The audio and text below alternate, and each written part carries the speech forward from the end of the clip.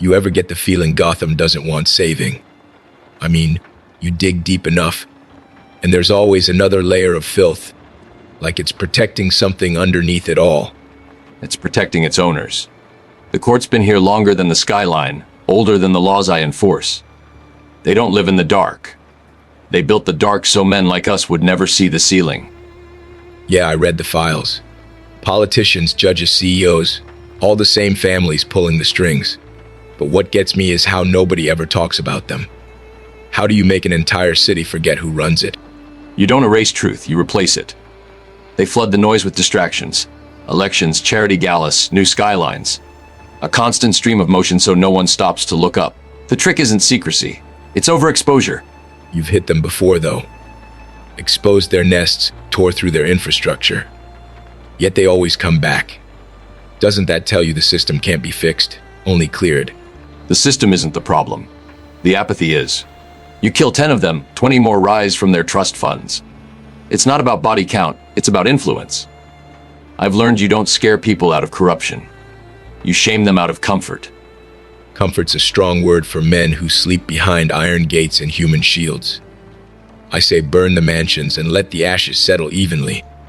Fear works when nothing else does. Fear doesn't fix anything, it just freezes it. They already use fear to keep Gotham obedient. Fear of poverty, of rebellion, of truth. I use it differently, to wake people up. You burn the city, they rebuild. You show them what controls them, they revolt. You ever think you and the court aren't that different? Both shadows keeping balance in your own ways. They control chaos to protect order. You control fear to protect justice. Looks like two sides of the same madness. I've thought about that more times than I'll admit. The difference is in intent. They manipulate because they see people as pieces. I protect because I see the damage pieces can do. The method overlaps, but the purpose divides everything. Their talons, those undead hitmen they use. That's what made me realize how deep their control runs. Even death doesn't mean escape in Gotham. You ever feel like you're fighting something eternal? The talons aren't immortal. Their victims turned into weapons. The court perfected dependency. Even the dead serve them. They treat loyalty like resurrection. But eternal or not, they bleed when you cut off their purpose. You talk about purpose like it still means something here. But every time you rebuild Gotham, it breaks itself again. You expose corruption, it adapts. You take out predators, new ones grow teeth. How do you keep calling that progress? Progress isn't permanent, it's pressure. Every night I apply enough force to stop collapse for one more day. That's all Gotham needs. Another day. The court wants permanence. I want endurance. There's a difference. So, what's your endgame? You can't outlive them, can't outspend them, can't even scare them. They've seen every threat before. What's left to hit? The story. Every empire needs its mythology, and the court built theirs around control. I've been rewriting that myth one rooftop at a time. Making Gotham believe power doesn't mean untouchable anymore. Fear is contagious, but so is rebellion. You're still chasing belief in a city that worships power. That's noble, but I call it delusion. Sometimes I think you'd sleep better if you did what I do. End the story instead of rewriting it. Ending it's easy. The challenge is keeping it worth living. The court feeds on despair. If I start killing out of exhaustion, I become their proof that no one can rise above the rot. I can't give them that satisfaction. You sound like a man trying to win a game that never ends. Don't you ever get tired of playing by rules no one else respects? All the time. But the rule isn't for them. It's for me.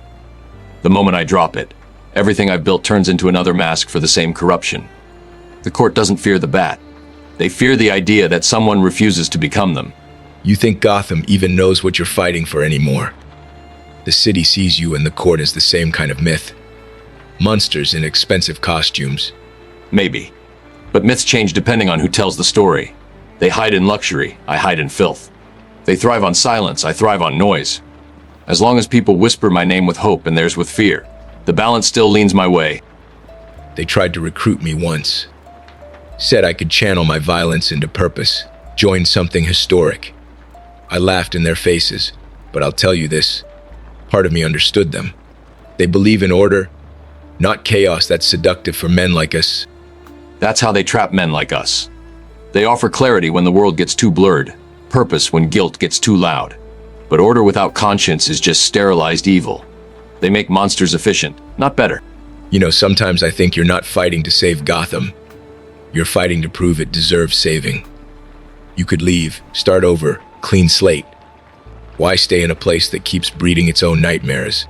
Because this is where nightmares belong. If I leave, they spread. If I stay, they stay contained. Gotham isn't a city to fix. It's a wound to manage. And as long as it bleeds, someone has to keep the infection from reaching the world.